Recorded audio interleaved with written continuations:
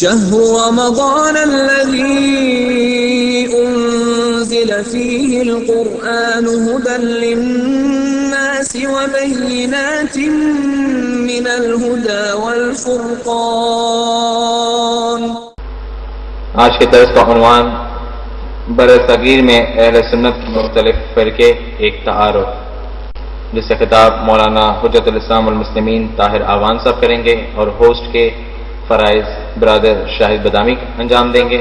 میں دونوں حضرات سے گزارش کروں گا کہ وہ اسٹیج پہ تشریف لائیں اور اس موضوع پر گفتگو کریں۔ محمد و آل محمد صلوات اللہم۔ اعوذ باللہ من الشیطان الرجیم، بسم اللہ الرحمن الرحیم۔ رب اشرح لی صدری ویسر لی امری واحلل عقدۃ من لسانی یفقہوا قولی۔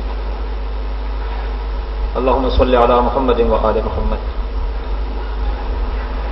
3 پروگرامز پر مشتمل یہ گفتگو ہے، جس کا جو پہلا حصہ تھا کل ہم نے اس کو سٹارٹ لیا تھا، جس کا موضوع تھا کہ بر صغیر میں جو غیر اسلامی ادیان ہیں اس کا ایک تعارف پیش کیا گیا، اور کل ہم نے کوشش کی کہ جو غیر اسلامی ادیان بر صغیر میں پائے جاتے ہیں ان کے متعلق گفتگو ہو، اور اس گفتگو میں مولانا صاحب نے بہت ہی اچھے طریقے سے، طاہر ایوان صاحب نے دین، ملت، مذہب اور فرقے میں فرق کیا ہے اس فرق کو بھی واضح کیا، اور ظاہر ہے کہ جو ادیان یہاں پر پائے جاتے ہیں غیر اسلامی ادیان، جس میں خصوصاً ہندو مت جس کی بہت بڑی تعداد یہاں پر موجود ہے، اور قادیانی کے حوالے سے ہماری بات ہوئی، سکھزم کے حوالے سے ہماری بات ہوئی، بدھ مت کو ہم نے تھوڑا سا ڈسکس کیا، اس کے بعد بہائیت اور بابویت کے حوالے سے بھی کل جو ہے وہ ہماری ڈسکشن ہوئی۔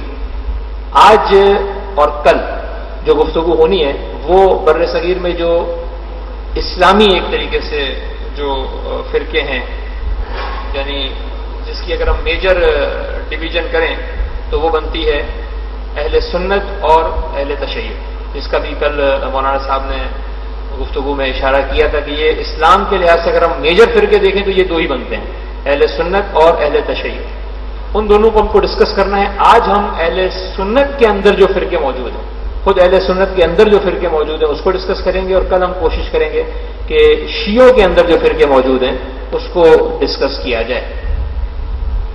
اسلام کی جو تاریخ ہے تقریباً 1400 سالہ تاریخ ہے، اور اس میں جو فرقے ہیں اہل سنت کے حوالے سے اسے ہم نے ڈسکس کرنا ہے۔ اور اصل میں اس کو ہم اسٹارٹ اسی طریقے سے لیں گے کہ پہلے تو میں یہ جاننا چاہوں گا کہ خود اسلام میں جو میجر تفریق ہوئی ہے اہل سنت کی اور اہل تشیع کی، اس کی وجہ کیا بنی، یہ تفریق کب ہوئی؟ تو پہلے تو یہ ذرا سا کلیئر ہو جائے تو پھر ہم اہل سنت کے جو فرقے ہیں اس پر ڈسکس کرتے ہیں، لیکن پہلے یہ کلیئر ہو جائے کہ یہ اسلام ایک مذہب، اللہ کا ایک دین جو ہے دین اسلام، جس کے کل جیسے آپ نے بتایا بھی، یہ جو 2 میجر اس کے اندر حصے ہو گئے اہل سنت اور اہل تشیع، یہ کیسے ہو گیا اور یہ کب ہوا؟ اعوذ باللہ من الشیطان الرجیم، بسم اللہ الرحمن الرحیم، وبہ نستعین، نعم المولا ونعم النصیر، الحمد لأہلہ والصلاة علی اہلہا، اما بعد فقد قال اللہ الحکیم فی کتاب المجید، بسم اللہ الرحمن الرحیم، ان الدین عند اللہ الاسلام، بر محمد وعلی محمد صلوات۔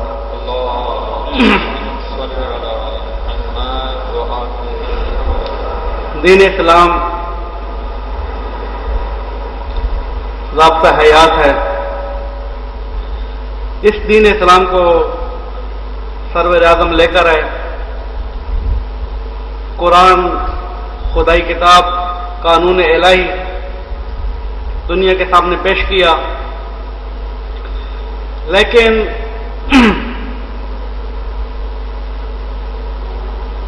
سرور اعظم کی وفات کے بعد ملت اسلامیہ ایک دین محمدی، تعلیمات محمدی، فرامین محمد، فرامین خدا اور رسول پر باقی نہ رہ سکی یا نہیں رہنا چاہتی تھی۔ بہت سرسری اور اجمالی تعارف کے ساتھ یہ ملت اسلامیہ فرقوں میں کیوں بٹی، ملل النحل میں شہرستانی مختلف اسباب پیش کرتا ہے. شہرستانی نے کہا، شہرستانی بہت معروف شخصیت ہے، ملل النحل کتاب ہے، اس نے وجوہات لکھی ہیں اپنی کتاب کے اندر کہ ملت مسلمہ کیوں افتراق کے شکار ہوئی ہے. تو چند اہم وجوہات کی طرف اس نے فہرست وار اشارہ کیا ہے. لیکن اس سے پہلے کہ میں شہرستانی کی یا دوسرے علماء کی بتائی ہوئی وجوہات بتاؤں، سرور اعظم کی حدیث ہے جس کو سنیوں نے بھی نقل کیا ہے، شیعوں نے بھی نقل کیا ہے. اس حدیث کا عنوان ہے حدیث فرقہ. جس حدیث کو میں کوٹ کر رہا ہوں، خطاب ہے امیر المومنین سے سرور اعظم کا. یا ابو الحسن، سرور اعظم فرما رہے ہیں امیر المومنین سے، یا ابو الحسن ملت موسیٰ 71 فرقہ، فرقۃ ناجیہ و باقون فی النار. وملت عیسیٰ 72 فرقہ، فرقۃ ناجیہ و باقون فی النار. اور اپنی امت کے بارے میں کہا 73 فرقہ، فرقۃ ناجیہ والباقون فی النار. امیر المومنین نے سوال کیا، یا رسول اللہ وہ فرقہ ناجیہ جو آپ کی امت کا ہے وہ کون سا ہے؟ تو حضرت نے فرمایا کہ جو آپ کو اور آپ کے اصحاب کے دامن کو تھام لے،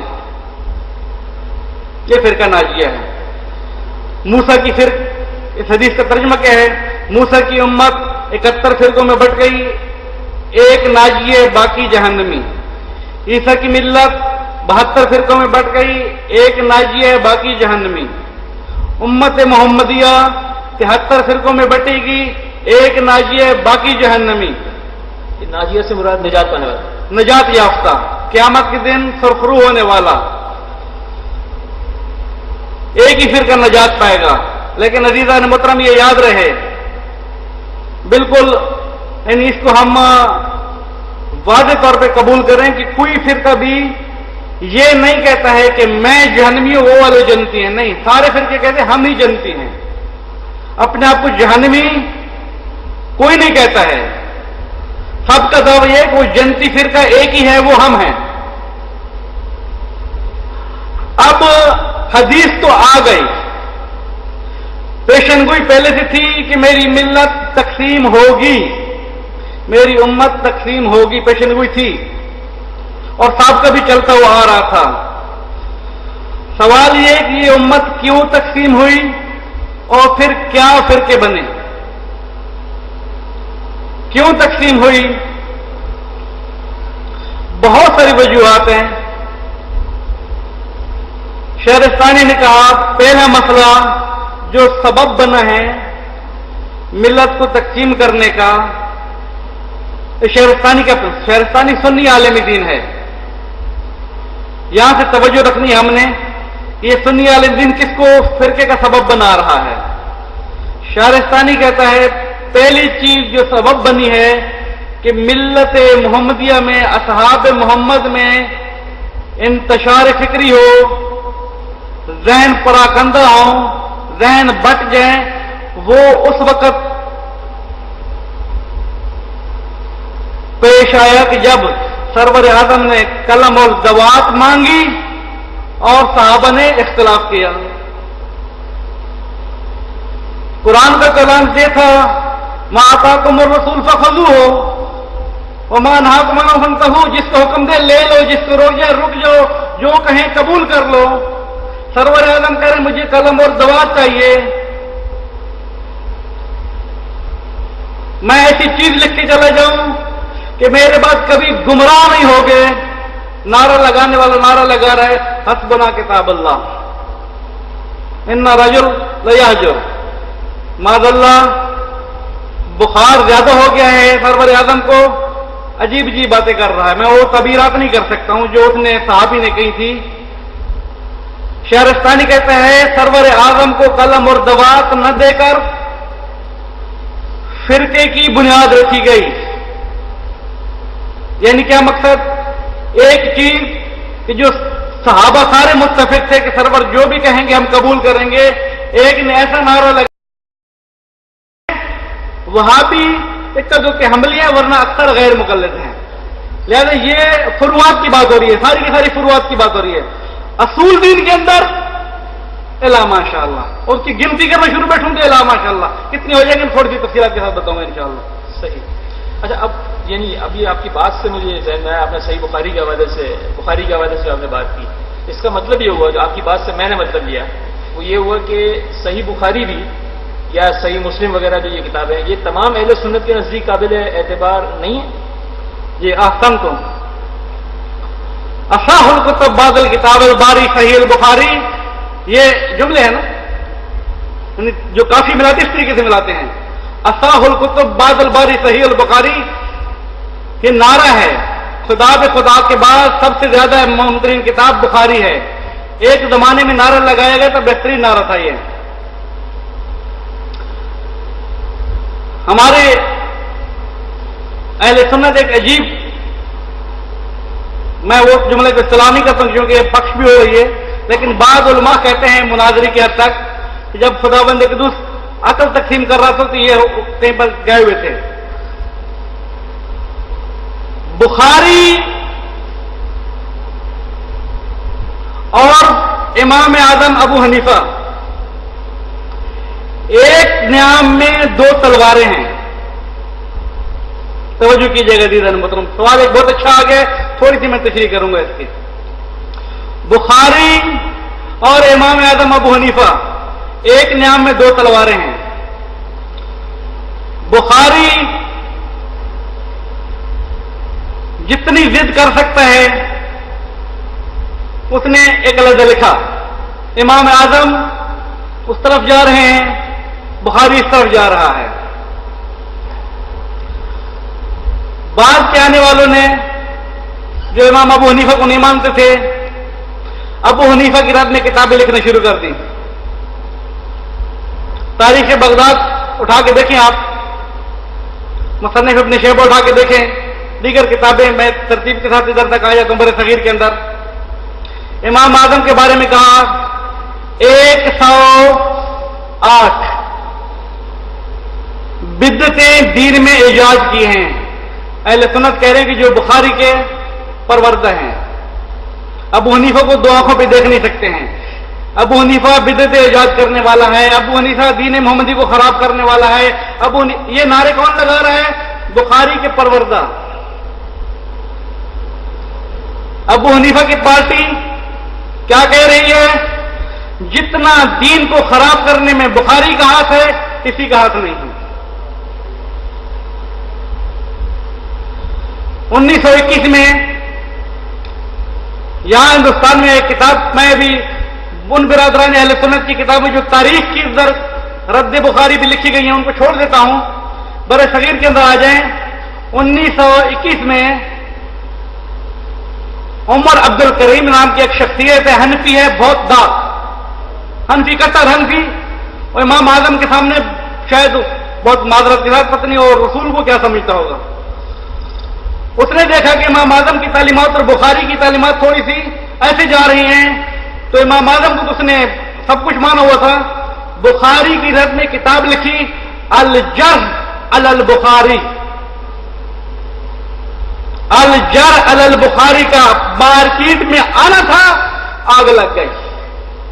اوہو, صحیح اصح کتاب الباری کے بارے میں یہ لکھا جا رہا ہے, آگ لگا دی اس نے. عمر عبد الکریم نے کہا بخاری دشمن اسلام, بخاری مرتد, بخاری بے دین. پھر اس کی جو تقسیم ہے وہ آپ پڑھیں گے, مزہ آئے گا. اس نے لکھا واضح طور پر بخاری کو حدیث سمجھنا نہیں آتی ہے, بخاری مجتہد نہیں ہے, بخاری بے دین ہے, بخاری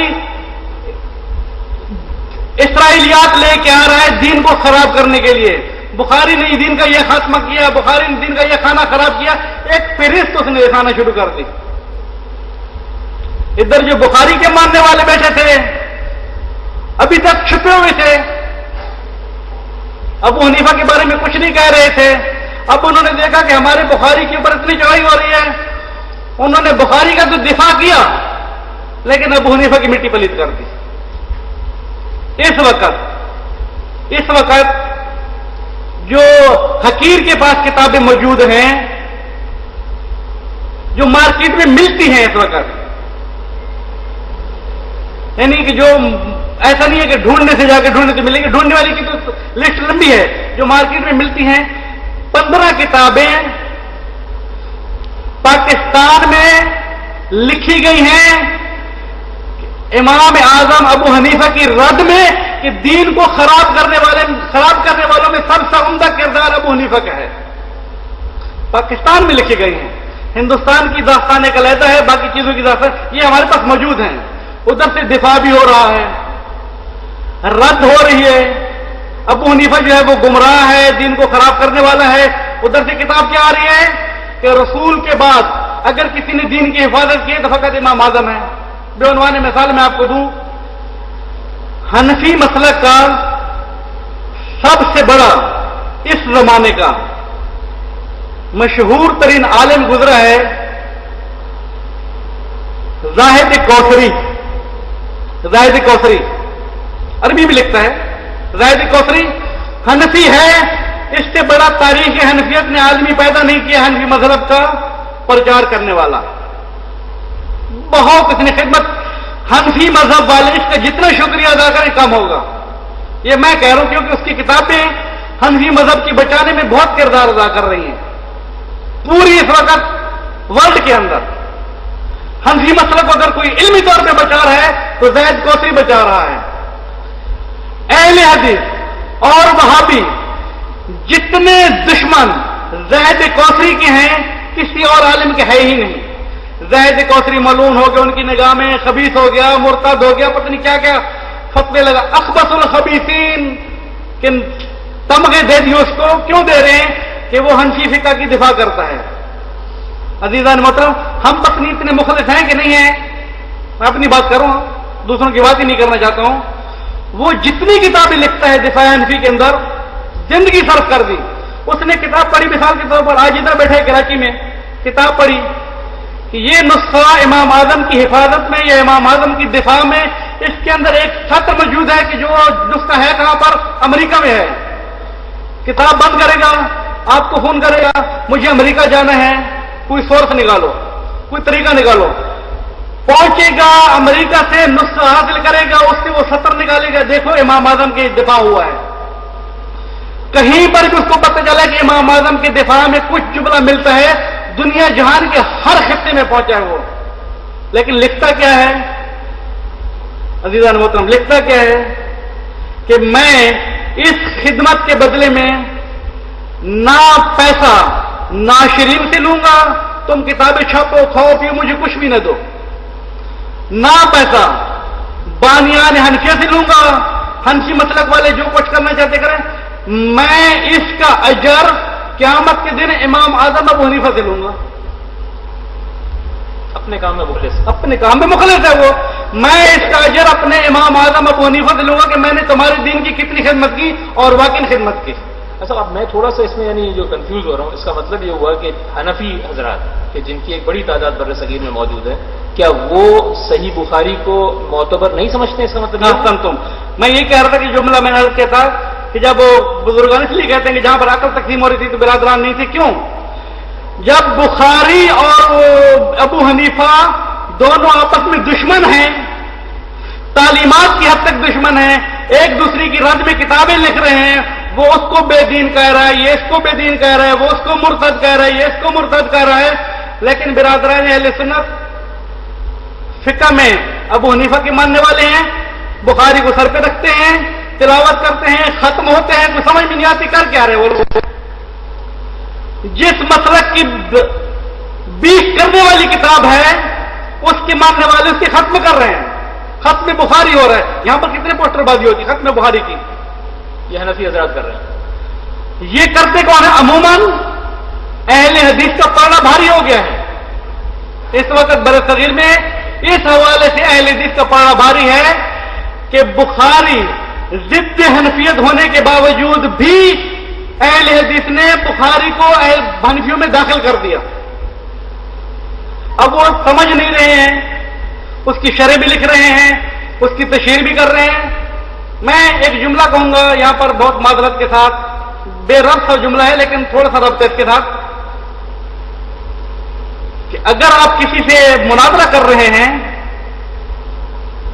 کیونکہ مناظرے کی سزا ایک ہوتی ہے، اگر آپ کسی سے مناظرہ کر رہے ہیں تو سامنے والے کو پہچاننا پہلی شرط ہوتی ہے کہ یہ میرے سامنے بیٹھا کون ہے.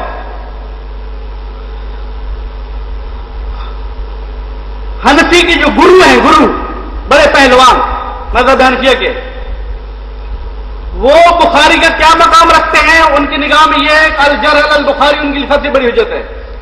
بخاری کو رد کرنا ہے ان لوگوں نے. عام مولویوں کو پتہ ہی نہیں ہے، عوام کو تو ویسے کہ خدا حافظ ہے. اگر میں مثال کے طور پر میں شیعہ ہوں یا اور فرقے کا ماننے والا ہوں، عمر عبد الکریم کے سامنے آ جاتا ہوں، حنفی کے سامنے، زید کوثری کے سامنے آ جاتا ہوں، حنفی ہے، یا دوسرے حنفی مولویوں کے سامنے آ جاتا ہوں، ان سے کہوں کہ تمہاری بخاری میں یہ لکھا ہے، اور دو گالیاں مجھے سنائے گا تو بخاری کو سنائے گا. تمہیں پتہ ہی نہیں ہے کہ تم کس کے سامنے بات کرو. ہم نہ بخاری کو مانتے ہیں، بخاری کو گمراہ کتاب مانتے ہیں، لہذا ہماری اپنی کتاب کا حوالہ دو. یہ جاننا بہت زیادہ ضروری ہوتا ہے. لیکن میں نے کہا نا کہ یہاں پر کھچڑی بچی ہوئی ہے. ہمیں یہ پتہ ہے مثال کے طور پر کہ یہ کتاب ہمارے مذہب میں لکھی گئی ہے، کوئی دوسری کتاب آئے گی تو ضد لکھی جائے گی، لیکن ان بیچاروں کو یہ بھی پتہ نہیں چل رہا کہ یہ ہمارے مذہب کی ضد ہے یا ہمارے مذہب کی ترویج ہے. ان کے امام کے اوپر لانتے کر رہے ہیں، ان کے ماننے والے ختم کر رہے ہیں. تو سمجھ ان کو بھی نہیں آ رہی کر کے آ رہے ہیں ہم لوگ. جب سے الرد علی الجرح البخاری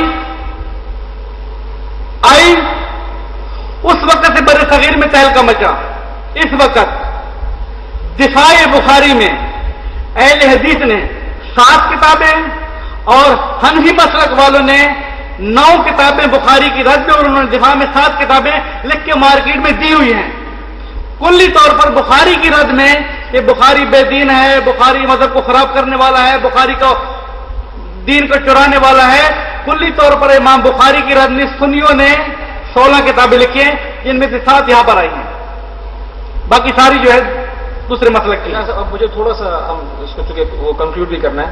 اب مجھے یہ بتائیں کہ آپ نے جو میجر بات کی کہ برصغیر کے اندر یا تو حنفی ہیں یا ضد حنفی ہیں.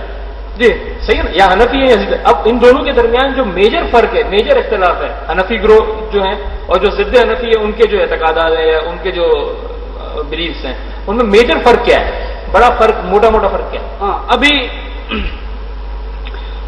ہم اپنی بات کو یہاں پر روکتے، میں مزید اس کے اوپر گفتگو نہیں کروں گا کہ حنفی جو ہیں فقہی اعتبار سے امام اعظم کے ماننے والے ہیں، لیکن انہی حنفیوں کے اندر اصولی اعتبار سے متعدد شاخیں ہیں، بہت زیادہ شاخیں. مثال کے طور پر بریلوی حنفی ہیں، سارے حنفی ہیں، بریلوی سارے حنفی ہیں، ہر حوالے سے حنفی ہیں. وہابی یہاں پر ہندوستان میں تھے ہی نہیں، ہندوستان میں وہابی نہیں تھے. محمد بن عبد الوہاب عربستان میں پیدا ہوا، ابن تیمیہ کی تعلیمات کو آگے بڑھایا، 1205 ہجری میں فوت ہو گیا عربستان میں. 1115 میں عربستان میں پیدا ہوا، 1205 میں 90 سال کی عمر میں فوت ہو گیا. اس کی داستان کیا ہے وہ پھر ہم ادھر رکھتے ہیں. 3 شخصیات ہیں اسماعیل، جن کو کہتے ہیں امام اسماعیل شہید، بالا کوٹ میں مارے گئے. اسماعیل دہلوی،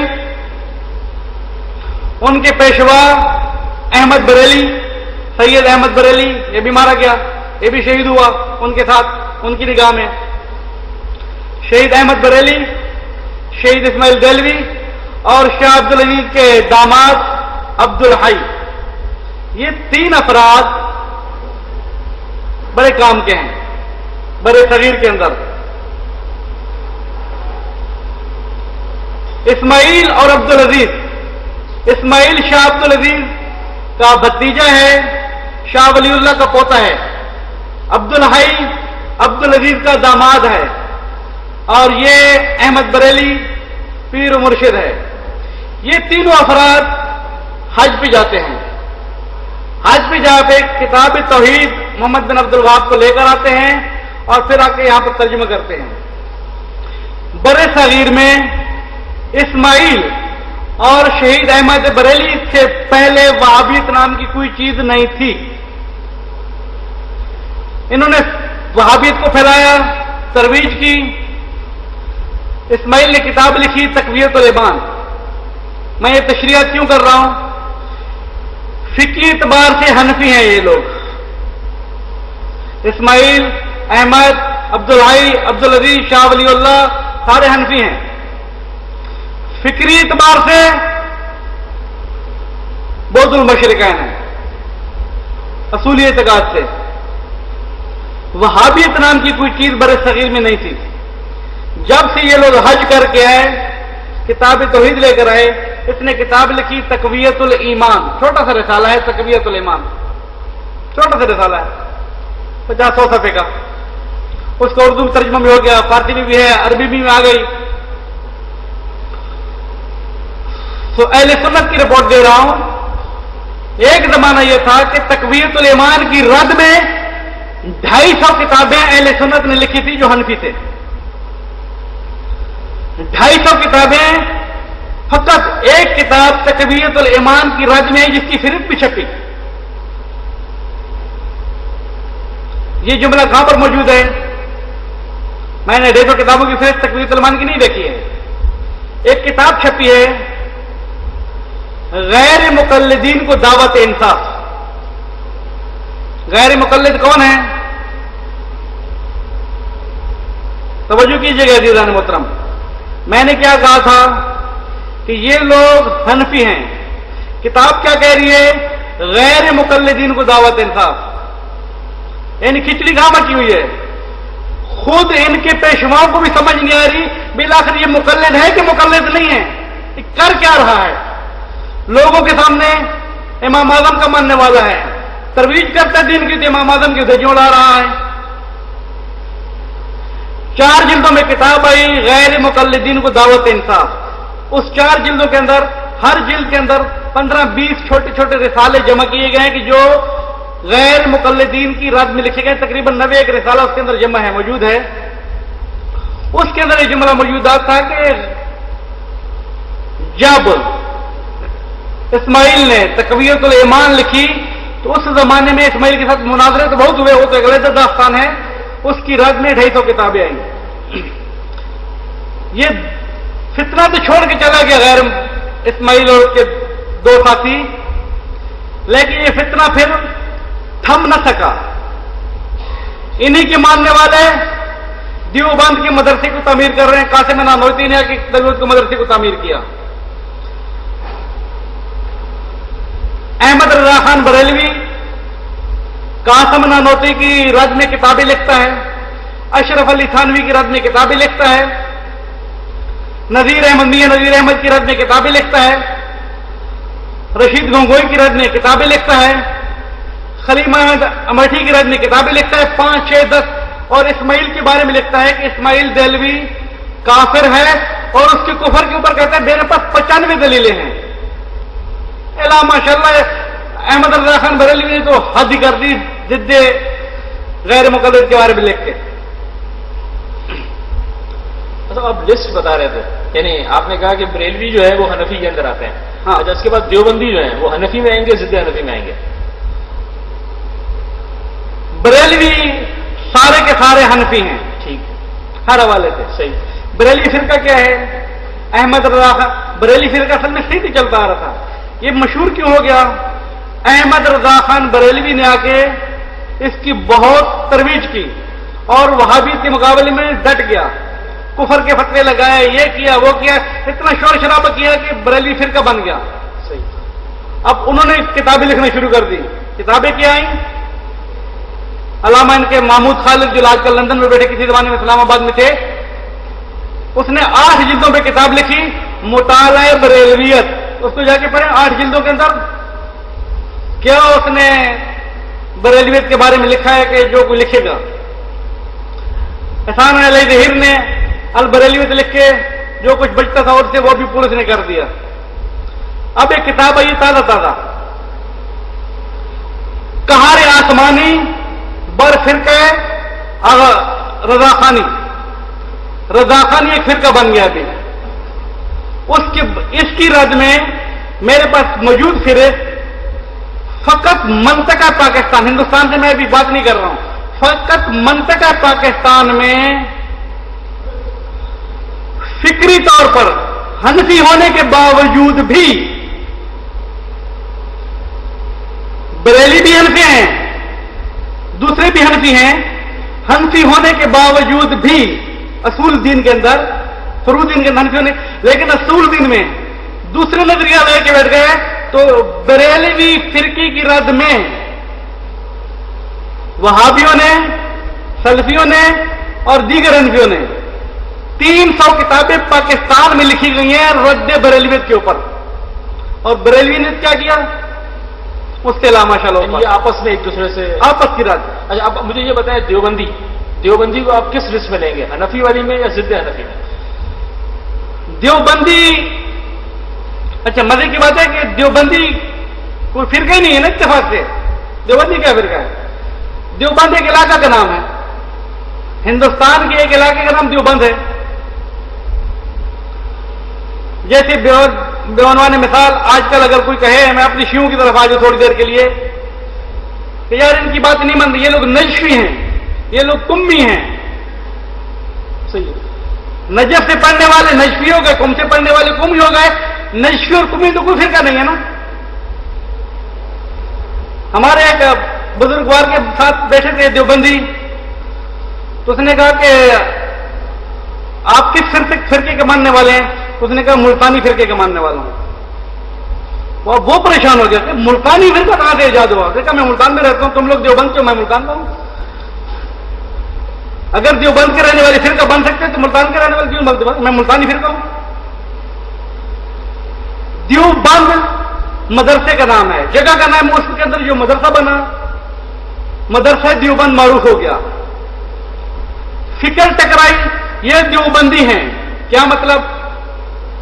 کہ جو اس مدرسے سے تربیت لے کر آئے ہیں، قاسم نانوتوی سے اور خلیل احمد ابوٹھی سے جو تربیت لے کر آئے ہیں، رشید احمد گنگوئی سے جو تربیت یافتہ ہیں، یہ وہ فکر والے ہیں۔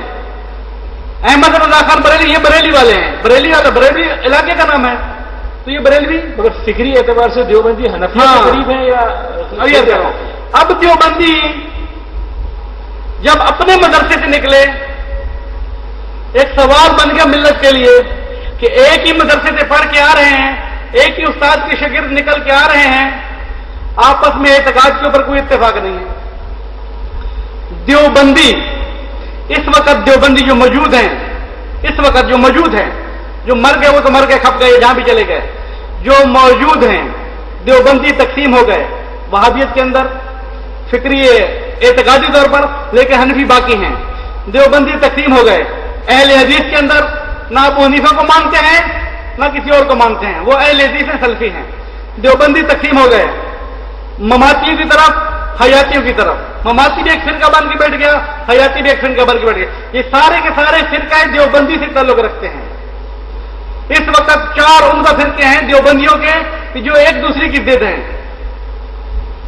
کانفرنس ہو رہی ہے دیوبند کے اندر، 3 دن کی کانفرنس ہے، 28 کتابیں تحفے کے طور پر شرکاء کو تقسیم کی جا رہی ہیں۔ 28 کتابوں کا بنڈل تقسیم کیا گیا۔ کانفرنس کا نام کیا رکھا ہے؟ تحفظ دیوبندیت لا سنیت۔ تحفظ دیوبندیت لا سنیت، سنیت کو بچانا تو بہت بڑی بات ہوگی ان کے لیے. اب دیوبندی ان کے کنٹرول میں نہیں آ رہے. انہوں نے موضوع کیا قرار دیا؟ موضوع یہ قرار دیا کہ ہمارے مدرسہ دیوبند سے فارغ التحصیلان دین سے منحرف ہو رہے ہیں، دین سے بگڑے جا رہے ہیں، لوگوں کو مرتد کر رہے ہیں، لوگوں کو گمراہ کر رہے ہیں. ہم نے یہ کانفرنس رکھی ہے، ہم بتانا چاہتے ہیں کہ دیوبند کی فکر کیا ہے اور یہ ٹولہ کون سا ہے. اپنے آپ کو دیوبندی کہتے ہیں لیکن وہ کہتے ہیں ہمارے ساتھ ان کا کوئی واسطہ نہیں ہے. دیوبندی بگڑ گئے، گروہ در گروہ ہو گئے. کیوں ہو گئے؟ اس لیے کہ وہ جملہ مجھے ان کا بہت اچھا لگا تھا کہ جب وہ تکلیف سے ہٹے، ایک راستے سے ہٹے جب باطلی تکلیف تھی، لیکن مرکز سے جب ہٹ گئے ہیں اب ان کو کوئی راستہ سمجھ میں نہیں آ رہا ہے. مرکز سے جدائی ہلاکت ہے. میرا سوال اپنی جگہ پر موجود ہے. دیوبندی آپ نے کہا کہ ٹھیک ہے، وہ دیوبندی بھی تقسیم ہو گئے، وہابی، اہل حدیث، حیاتی، مماتی. مگر یہ دیوبندی جتنے بھی یہ سارے ہیں، وہابی، اہل حدیث، یہ فکری طور پر حنفیوں سے نزدیک ہیں یا دور ہیں؟ یہ ضد حنفی کے اندر آئیں گے یا حنفی کے اندر آئیں گے؟ سارے حنفی نہیں ہے نا. دیوبندی سارے حنفی نہیں ہیں، حنفی بھی ہیں. دیوبندی سارے وہابی نہیں ہیں، وہابی بھی ہیں. دیوبندی سارے اہل حدیث نہیں ہیں، اہل حدیث بھی ہیں. دیوبندی سارے مماتی نہیں ہیں، مماتی بھی ہیں. دیوبندی سارے حیاتی نہیں ہیں، حیاتی بھی ہیں. حیاتی مماتی کیا بلا ہے؟ حیاتی بیاتی آج کل فتنہ ہے، آج کل موجود فتنہ ہے. تبلیغی جماعت کا دشمن کون؟ 6 کتابیں میرے پاس موجود ہیں. تبلیغی جماعت کا دشمن کون؟ حیاتی یا مماتی؟ پہلے تو یہ پتہ چلے کہ تبلیغی جماعت پھر کون سی طریقے سے چل رہی ہے، حیاتیوں کے ساتھ ہے یا مماتی کے ساتھ ہے. ایک جملہ ہے یہ حیاتی مماتی کا بات کیا نکلی؟ حیاتی مماتی کی بحث یہ ہے کہ جب انسان مر جاتا ہے، خصوصی طور پر انبیاء اور ائمہ اور اولیاء جب فوت ہو گئے، دنیا سے چلے گئے، وہ قبروں میں موجود ہیں، ان کی حیات برزخی ہے یا نہیں؟ مر گئے تو بس مر گئے. کوئی فاتح پڑھنے کا کوئی فائدہ ہوگا؟ قرآن خوانی پڑھنے کا کوئی فائدہ ہوگا؟ یا رسول اللہ کہنے کا کوئی فائدہ ہوگا؟ توسل کرنے کا کوئی فائدہ ہوگا؟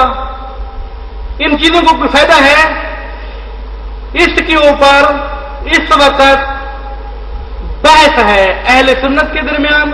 ایک فرقہ ہے حیاتی، ایک فرقہ ہے مماتی. اچھا میں تھوڑی سی ایک فہرست بتا دوں کہ ان کی فرقے بٹ کیسے گئے. سرور اعظم کے علم غیب کے بارے میں ان کی فرقے 4، سرور اعظم کی حیات و ممات کے بارے میں ان کی فرقے 3، سرور اعظم کے نور اور بشر کے بارے میں ان کی فرقے 6. موضوع ایک نبی کی ذات ہے، فرقے در فرقے اور ان کو نبی سمجھ میں نہیں آ رہا. اب بحث یہ ہے جب اذان دی جاتی ہے الصلاۃ والسلام علیک یا رسول اللہ، یہ حرام ہے یا بدعت ہے یا مستحب ہے، یہ کیا چیز ہے؟ اشہد ان محمد رسول اللہ. دیکھتے ہیں نا آپ لوگ یہ کون کرتا ہے؟ ایک کہہ رہا ہے ثواب ہے، دوسرا کہہ رہا ہے حرام ہے. یہ حرمت کے بدعت کے فتوے کیوں لگ رہے ہیں؟ اس بحث کے پس منظر کی بنا پر. یہ فتوے کون لگا رہا ہے؟ مرکزی 2 ہی گروہ ہیں، تیسرا گروہ ان کے پاس ہے نہیں. یا دیوبندی فکر ہے یا بریلوی فکر ہے. وہ بٹ رہی ہے، ابھی وہ بٹ رہی ہے. اب عنایت اللہ شاہ بخاری سید بزرگوار ہیں، ہم اس سے پہلے ہم کوئی بات نہیں کرنا چاہتے.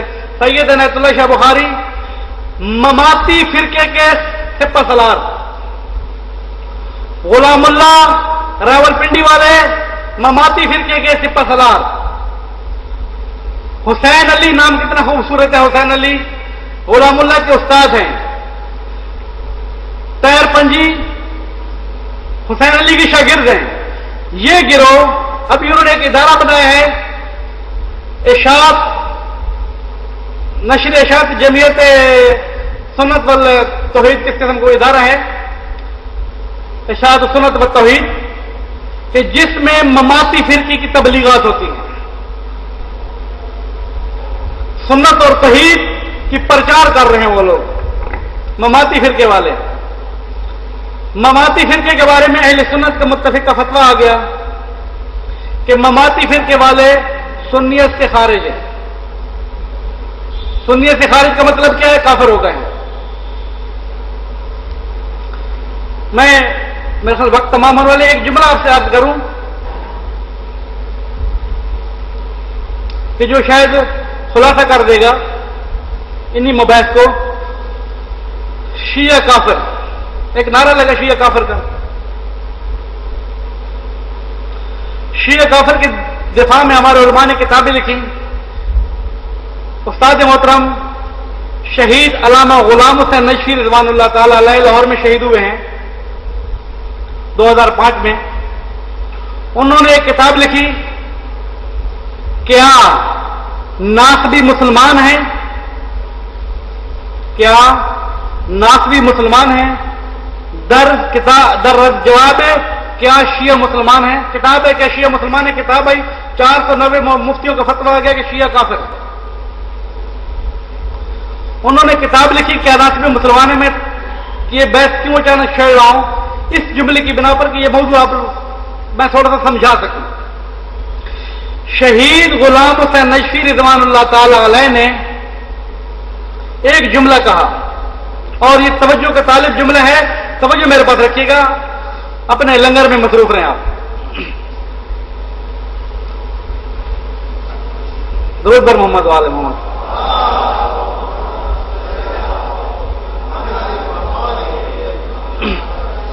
شہید غلام حسین نجفی نے جملہ کہا،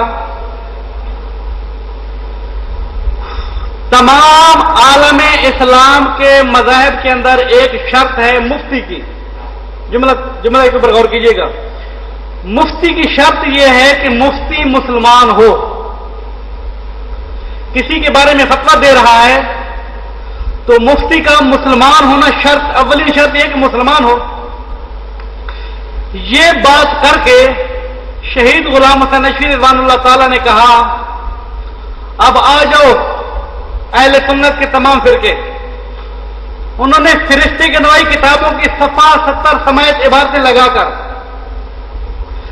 حنفیوں کی نگاہ میں ان وجوہات کی بنا پر شافعی کافر، شافعیوں کی نگاہ میں ان وجوہات کی بنا پر حنفی کافر، حنبلیوں کی نگاہ میں مالکی کافر، مالکی کی نگاہ میں حنبلی کافر، دیوبندیوں کی نگاہ میں بریلوی کافر، بریلویوں کی نگاہ میں اہل حدیث کافر، علامہ اقبال بھی کافر، قائد اعظم بھی کافر، مشرقی بھی کافر، سارے کے سارے کافر.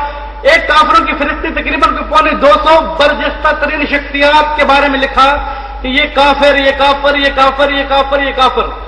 دیوبندی مسلک پورا کافر، بریلی مسلک پورا کافر. جب حوالے لگا دیے ان کی کتابوں کے ساتھ تو شہید نے ایک جملہ کہا تھا کہ تم چھوٹی چھوٹی باتوں کے اوپر ایک دوسرے کو کافر کہہ رہے ہو، تم غیرت کرو، حیا کرو. لہذا شیعہ کافر ہیں. ہم اس وقت قبول کریں گے کہ جب کوئی مسلمان مفتی فتویٰ لگائے گا، پہلے تم ثابت کرو تم میں مسلمان کون ہے. تم تو ہر ایک دوسرے کو کافر کر رہے ہو. پہلے اپنے آپ میں اتفاق کرو کہ تم میں مسلمان کون ہے، پھر کہو فلاں مسلمان فرقہ شیعوں کو کافر کہہ رہا ہے. لہذا اگر تم سارے کافر ہو تو تم کے ساتھ شیعہ بھی کافر ہیں. پھر پاکستان کے اندر کوئی مسلمان ہے ہی نہیں. جب قائد اعظم اور علامہ اقبال کافر بن گیا، باقی مسلمان بچہ کہاں تھا آپ کے پاس؟ لہذا یہ دیوبندی سارے اس فرقے کے ہیں، لیکن اکثریت دیوبندی یا اہل حدیث ہے، ابو حنیفہ کو نہیں مانتی، یا پھر حنفی ہے. دیوبندی اس اعتبار سے 2 فرقوں میں بٹے ہوئے ہیں، ورنہ پھر کافر کی لینے لگی ہوئی ہیں.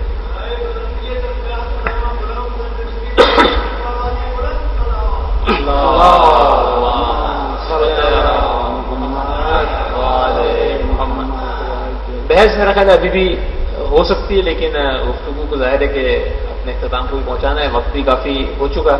جتنا اس مقررہ وقت میں ممکن تھا ہم نے کوشش کی کہ بر صغیر میں جو اسلام کے جو فرقے ہیں اور اس کے اندر خاص طور پر جو اہل سنت کے جو فرقے ہیں ان پر آج جو ہے وہ اس گفتگو میں ڈسکشن کیا جائے. وہ ہم نے کیا. کل کا ہمارا موضوع جو ہے وہ ہم اپنے اوپر غور کریں گے، اپنے گریبان میں جاکیں گے، دیکھیں گے کہ خود ہمارے اندر کتنے فرقے ہیں، اور جس طریقے سے ابھی مولانا صاحب نے کہا کہ جو اہل سنت کے اندر جو فرقے ہیں وہ ایک دوسرے کو کس طریقے سے کیچڑ اچھال رہے ہیں، کہیں ایسا ہمارے اندر تو نہیں ہے. کل اس پر ڈسکس کریں گے انشاءاللہ. بلند آواز میں ضرورت پڑے تو آج کی اس تشریف ختم کرتے ہیں. بر محمد و آل محمد صلوات.